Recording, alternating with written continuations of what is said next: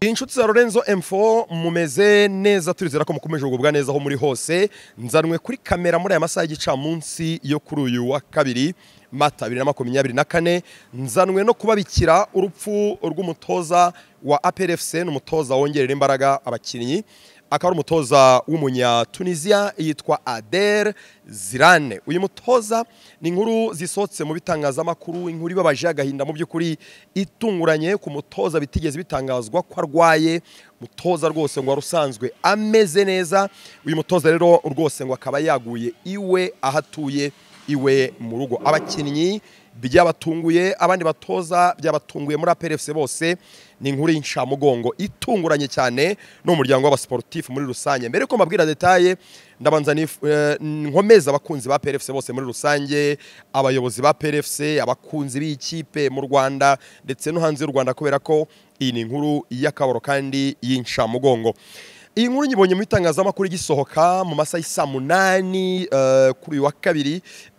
Ni inkuru mu by'ukuri nanjye nkomerekeje umutima kumva umusportif agiye muri ubwo buryo, bitigeze bitangazwa ko amaze igihe kirekire arwaye agapfa mu buryo butunguranye gutya. Mu by'ukuri ni inkuru ibabaje, navuga ku muryango wa sport. Umunyamakuru wayanditse mbere y'abandi bose wayisohoye n'umunyamakuru witwa Ephraim Kayiranga, akaba ari umunyamakuru wa televiziyo ndetse na radio TV1, TV na Radio 1. Muramuzi cyane Ephraim Kayiranga. Akitangaza yavugaga ko ngo umutoza wa fitness muri APR FC Dr Adel Zirane yaguye mu nzu. Ngo abariyo baravuga ko bagiye kumufata bagasanga ntahumeka, bagiye kumujyana kwa muganga. Ubwo yamaze gutangaza rero iyi nkuru nibwo nayibonye isohotse mu igihe.com, igihe sport, yanditswe n'umunyamakuru nawe ukurikiranira hafi cyane equipe ya APR FC, akaba rero nta wundi yitwa Jado Dukuze. Murabizi ko amaze igihe gito agiye ku gihe, yakoraga kuri Fine FM. Akaba rero babanje gusora story ivuga ngo uwari umutoza wongerera imbaraga abakinnyi ba APR FC umunya Tunisia Dr Adel Zirane yitabye Imana aguye mu rugo iwe kuri wa kabiri itariki ya 2 Mata 2024.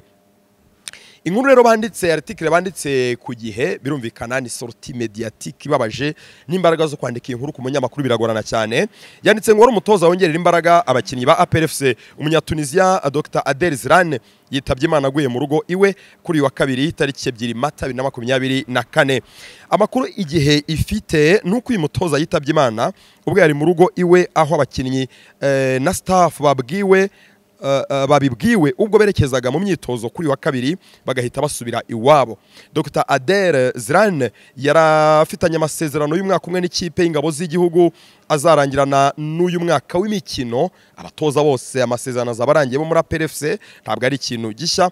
Muri 2018 na 2019 iyo sezo uyu mutoza yatwaranye na Simba igikombe cya shampiyona na Community Shield ari kumwe n'umutoza mukuru w'umubirigi Patrick Osems muri equipe ya Simba mu gihugu cya Tanzania.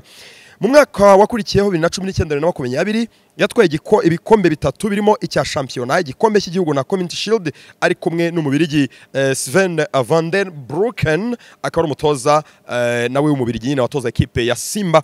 Hanyuma kandi yatoje mu yandi makipe ngo nka Etoile Sportive du Sahel yo muri Tunisia, Al Ain yo muri Arabia Saoudite ndetse na Al Wehda Sportif Club yo muri Jordania, n'ikipe y'igihugu ya Mauritania yitabira igikombe cya Afrika cya 2022 mu gihugu cya Cameroon. Iyi ni inkuru irambuye iraza gusohoka, bwo turaza kumenya n'iki gihitanye umutoza w'ikipe ya APR FC. Se yarasanzwe arwaye, cyo rwose ntabwo nsanzwe nkizi kuko nta makuru yigeze avuga ko uyu mutoza arwaye. Gusa ndabyibuka muri Fazare ndabyibuka rwose iri hafi kurangira, kwigeze kuganira n'umutoza w'ikipe ya APR FC, akaba nta wundi yitwa Thierry Froger Christian. Atubwira ko muri APR FC harimo indwara z'amayobera.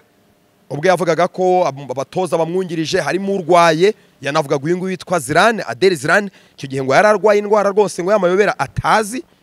Avuga ko afite abakinnyi 5 barwaye, ariko ibyo byabaye hashize igihe kubera ko ni ibintu byabaye muri Fazare itararangira. Ntabwo rero twongeye kumva amakuru mu by'ukuri muri APR FC avuga ko abatoza n'abakinnyi barwaye, cyane ko abakinnyi barwaye icyo gihe nabo barakize, n'abakinnyi batandukanye bose barakize muri APR FC, nta bakinnyi twavuga ko barwaye. Ariko mu by'ukuri uyu mutoza apfuye mu buryo butunguranye cyane kandi aguye mu nzu. Niba rero yari wenyine ubwo biraza hari gusobanuka bivuye kwa muganga, ubuvuzi nibwo buraza gutangaza ese niki cyamuhitanye. Mu by'ukuri murabizi iyo umuntu aguye mu nzu abaganga bashobora kureba bakamenya amakuru, ese yahitanwe n'iki, ese yikubise hasi, ese n'umutima wahagaze. Iyo ni inkuru tugikurikirana hano kuri Lorenzo Info, muraza kumenya nyine amakuru ko turaza kugenda tuyamenya, ariko byari ngombwa ko tuza kubabikira urupfu rw'umutoza uyu muvandimwe nyine wacu mu buvandimwe bwa siporo, akaba rero ari umunyatunisia Adel Zirane. Reka mbifurize ibihe byiza, ubwo mukomeze mugubane na Lorenzo Info, aya makuru tuzakubagezaho ukaza kugenda nyine natwe atugeraho. Bye bye.